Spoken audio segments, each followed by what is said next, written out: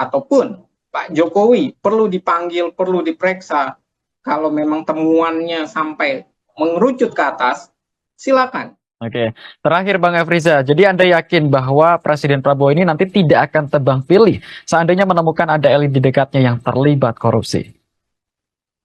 Ya, ini adalah pertanyaan berat dan ini harus dijawab dari hatinya Pak Prabowo. Bagaimana ia berkata, membela kepentingan rakyat. Apakah jargon membela kepentingan rakyat ini cuma keluar dari mulut atau memang dari hati kecilnya? Kalau dari hati kecilnya, ia tidak perlu tebang pilih.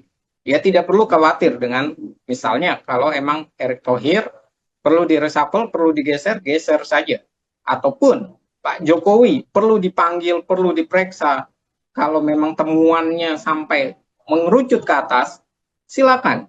Dan begitu juga dengan kasus Ahok sebagai komut, apakah ia juga mengetahui saja ataupun ia juga terlibat dan segala macam, itu juga perlu, tapi dengan satu dasar yang selalu kita punya, yaitu asas praduga tak bersalah.